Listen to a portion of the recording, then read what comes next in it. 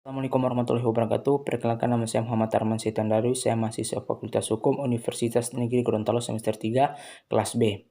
Video kali ini saya akan membahas sedikit mengenai usaha-usaha penyempurnaan hukum agraria nasional.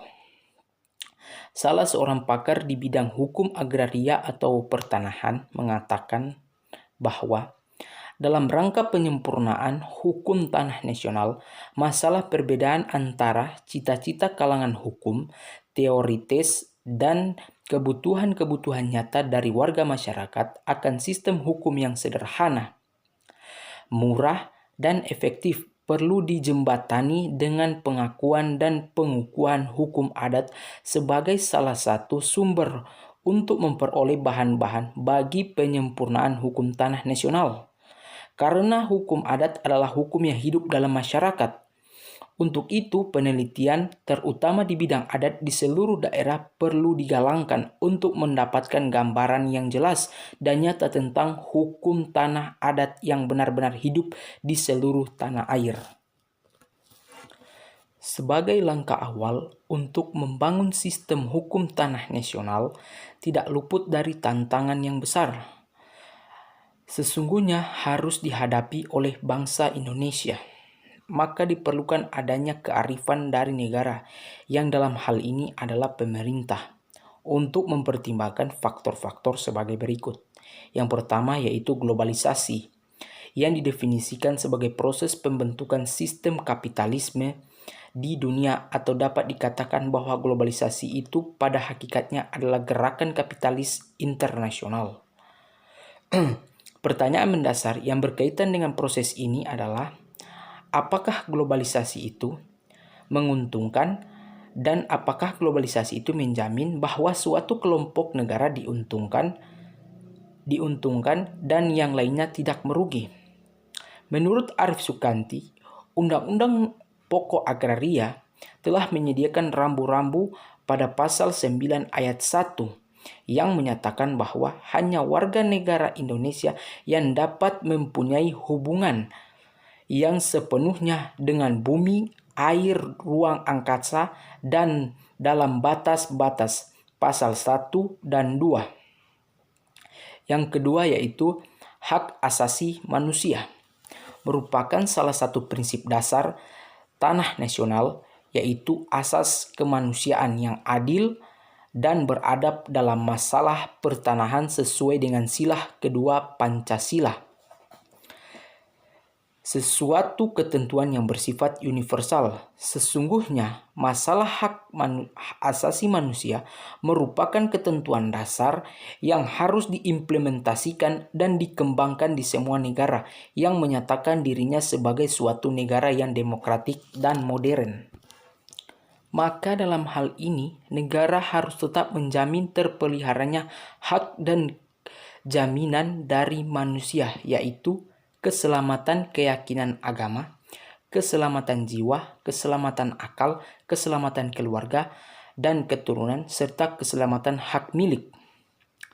Yang ketiga yaitu otonomi daerah sebagaimana diatur dalam Undang-Undang Nomor 22 Tahun 1999 tentang Pemerintahan Daerah, Pasal 11 yang diubah dengan Undang-Undang Nomor 32 Tahun 2004, khususnya Pasal 13 huruf K dan Pasal 14 huruf K yang memiliki arti sebagai kewenangan daerah otonom untuk mengatur dan mengurus kepentingan masyarakat setempat menurut prakarsa sendiri berdasarkan aspirasi masyarakat sesuai dengan peraturan perundang-undangan ini. Maka dalam kaitannya dengan aspek pertanahan dalam bingkai Negara Kesatuan Republik Indonesia, kebebasan untuk mengatur dan mengurus bidang pertanahan itu dalam kerangka kebijakan dasar dan pokok-pokok ketentuan hukum pertanahan yang berlaku secara nasional sebagaimana yang dinyatakan dalam kalimat sesuai dengan peraturan perundang-undangan. Konsekuensi ini dari kalimat itu maka otonomi jelas tidak diartikan sebagai penyerahan pengaturan dan pengurusan segala segi masalah pertanahan sepenuhnya kepada daerah, kabupaten, dan kota masing-masing wilayah. Makna dari ini adalah di berbagai daerah di Indonesia hampir menimbulkan multi-interpretasi sehingga mengakibatkan konflik norma, konflik kelembagaan, konflik kepentingan baik antara pemerintah pusat dengan pemerintah daerah, kabupaten kota dengan desa dan provinsi dengan daerah dan kabupaten kota. Dan yang terakhir itu yang keempat, kekecewaan rakyat terhadap negara yang semakin terakumulasi karena negara gagal memenuhi kewajiban, khususnya kewajiban asasi terhadap warga negara dan pengakuan hak milik pribadi. Kesehatan pada akhirnya terakumulasi masuk dan berkembangnya pandangan-pandangan sosialitik yang menurut pendukungnya merupakan pandangan yang paling dapat menjawab pertimbangan struktur di masyarakat dan akan terwujud mulai gerakan sosial dan frontal. Padahal menurut pengalaman sejarah berbangsa dan bernegara, baik di negara lain maupun di negara Indonesia, hal demikian tidak sesuai dengan nilai-nilai yang tumbuh dan dikembangkan oleh masyarakat suatu negara.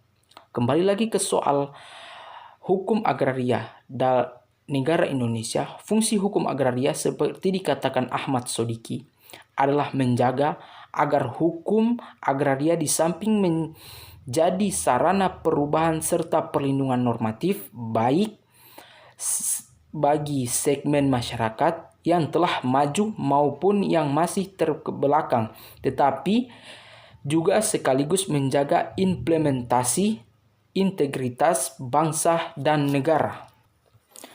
Dapat ditarik kesimpulan atas pewacanaan undang-undang pertanahan yang saat ini berupa rancangan undang-undang pertanahan yang telah dimulai sejak tahun 1998, 2004, 2017 hingga 2019, baik yang diinisiasi oleh LSMN, Kementerian Hukum dan Hak Asasi Manusia, maupun Kementerian Agraria dan Tata Ruang harus mampu mewujudkan hakikat hak menguasai dari negara atas tanah untuk sebesar-besarnya kemakmuran rakyat sesuai dengan kriteria parameter oleh Mahkamah Konstitusi, yaitu mengadakan kebijakan, mengadakan pengaturan, mengadakan pengurusan, mengadakan pengolahan, dan mengadakan pengawasan. Itulah sedikit pemaparan materi mengenai usaha-usaha penyempurnaan hukum agraria nasional. Mohon maaf bila ada kesalahan kata. Wabillahi taufiq wal hidayah. Wassalamualaikum warahmatullahi wabarakatuh.